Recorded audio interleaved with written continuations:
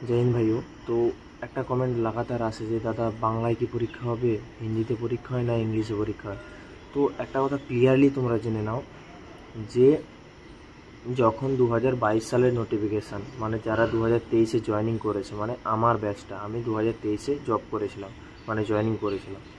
তো এই ব্যাচটাই last batch ছিল, মানে লাস্ট এসএসসির পরীক্ষা ছিল যেখানে হিন্দি এবং ইংলিশে পরীক্ষা হয়েছিল।